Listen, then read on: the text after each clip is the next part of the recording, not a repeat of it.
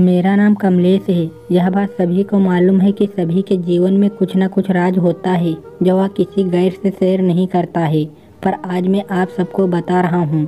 यह बात तब की है जब मुझे एक शादी में जाना था जो मेरे दूर के रिश्तेदार के यहाँ थी। उनका घर हमारे घर से कई किलोमीटर की दूरी पर था। मैं शादी से एक दिन पहले ही शाम को शादी के लिए निकल गया। मुझे शादी में एक दिन रुकना भी था, तो मैं बाइक लेकर जा रहा था। अभी मैं कुछ ही दूर पहुंचा था कि मेरे फ़ोन की रिंग बजी। यह फ़ोन घर से मेरी मम्मी ने किया था। मम्मी ने कहा कि तुम्हारी मौसी ने फ़ोन किया है कि उनको भी जाना है शादी में, तुम उनको रास्ते में ले लेना क्योंकि मौसा जी को अपनी ड्यूटी पर जाना है। मैंने कहा हाँ ठीक है, मुझे भी अकेले जाने में कुछ बोरिंग सा लग रहा था। फिर मैंने मौसी जी के घर का रुख लिया। उनका घर रास्ते में ही पड़ने वाला था। मैं जल्दी ही उनके घर पहुंच गया। मैं मौसी को बचपन में देखा था। दरवाज़ा खुला और बोली अंदर आ जाओ कमलेश। मैं उन्हें देखकर हक्का बक्का रह गया। मुझे लगा कि मौसी बूढ़ी सी होगी, मगर यह तो एकदम कातिलाना लड़की जैसी थी। ये मेरे साथ बाइक पर जाएगी सोचकर ही दिल में तूफान मच गया। फिर मैं अंदर आ गया और मौसी से बातें करने लगा। मैंने कहा मम्मी ने फ़ोन किया था कि आपको भी शादी में जाना है। मौसी ने कहा हाँ कमलेश, मुझे भी आज ही जाना है और तुम्हारे मौसा जी की ड्यूटी है, वो आज शादी में नहीं जा पाएंगे। इस वजह से मैंने तुम्हारी मम्मी को फ़ोन किया था। तुम्हारी मम्मी बोली कि तुम अकेले जा रहे हो, इसीलिए मैं सोचा कि तुम्हारे साथ ही चली जाऊं। मैंने कहा मैं तो अकेला ही जा रहा हूं, आप भी मेरे साथ चल रही हैं क्या? मौसी ने कहा हाँ बस चलती हूँ, पहले तुम यह बताओ कि क्या पियोगे, गर्म या ठंडा? मैंने कहा कुछ गर्म ही पिला दीजिए। मौसी बोला ठीक है, तुम बैठो मैं चाय बनाकर लाती हूँ। मौसी किचन से ही बोली और बताओ कमलेश क्या चल रहा है जीवन में? कुछ नहीं मौसी, क्या चलेगा, बस बोरिंग लाइफ चल रही है। मौसी ने हंसकर कहा क्यों, कोई गर्लफ्रेंड सेट नहीं किया क्या? उनकी इस बात से मैं एकदम शौक हो गया कि मौसी तो बड़ी फास्ट है। मैं भी उन्हें सीधा जवाब दिया। बोला मौसी अभी तक गर्लफ्रेंड मुझसे कोई सेट नहीं हुई है, आप ही सेट करा दो शादी में। मौसी बोली हाँ हाँ क्यों नहीं। अच्छा यह बताओ कि तुम्हें कैसी लड़की पसंद है? मैंने कहा मुझको तो कोई भी चलेगी, बस दिखने में थोड़ा ठीक ठाक हो। वैसे भी किसी ने कहा है कि अंधेरे में सब एक जैसी ही लगती हैं। मौसी हंसने लगी और बोली तुम तो यार बड़े नॉटी हो। चलो ठीक है, हम दोनों मिलकर शादी में खोज लेंगे, कोई ना कोई तो मिल ही जाएगी। फिर मौसी तैयार होने लग गई। कुछ देर बाद मौसी तैयार होकर आई और बोली चलो देर हो रही है। मौसी तैयार होने के बाद क्या लग रही थी? मैं सोचने लगा कि मौसी ही सेट हो जाए तो और किसी लड़की की क्या ज़रूरत।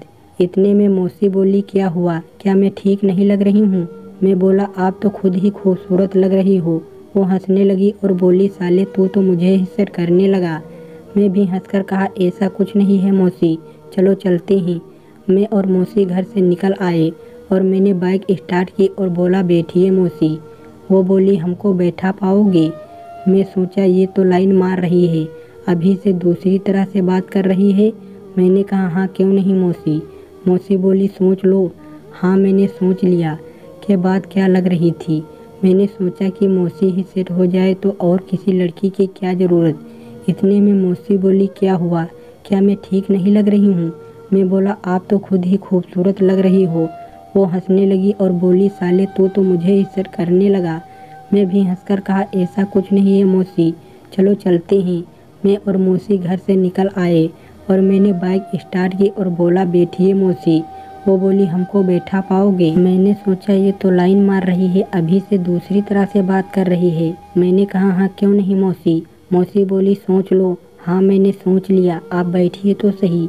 मैं समझ रहा था कि मौसी क्या कह रही है। वो मेरी कमर को पकड़कर बाइक पर बैठ गई। हम लोग निकल गए। सच में बड़ा ही मजाक एहसास हो रहा था। फिर कुछ देर बाद सुनसान इलाका आया। आपको तो पता ही रास्ते में जंगल तो पड़ते रहते हैं। तभी मौसी बोली कमलेश जरा रुकना, मुझे शंका लगी है। मैंने झट से गाड़ी साइड में रोक दी।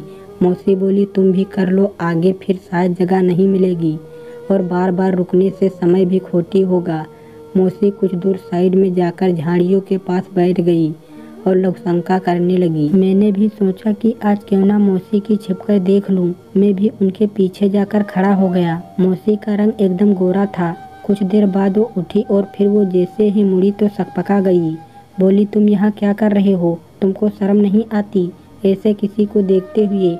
मैंने कहा, मैं किसी और को नहीं अपनी मौसी को देख रहा था।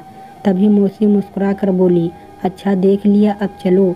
मैंने कहा, क्या मस्त लगती हो आप मौसी। मौसी बोली, अच्छा साले, तू तो मुझे ही सेट करने की सोच रहा है। चल अब देर हो रही है। मैं उन्हें इस हाल में देखकर कंट्रोल से बाहर हो रहा था। मैं सीधा उनको गले लगा लिया और चूमने लगा। मौसी ने भी कोई विरोध नहीं किया। इससे मेरी हिम्मत बढ़ गई और कुछ देर बाद मौसी बोली, देखो यार, यहाँ लेटने की कोई अच्छी जगह भी नहीं है, दूर हटो और चलो। मैं भी मायूस होकर हट गया और बाइक स्टार्ट करके मौसी से बैठने को बोला। मौसी बोली, क्या हुआ, नाराज हो गया क्या? अरे यार, तुम भी ना, शादी में मौका मिलेगा तो उधर कर लेना। कहानी अच्छी लगी हो दोस्तों तो लाइक और सब्सक्राइब करिए।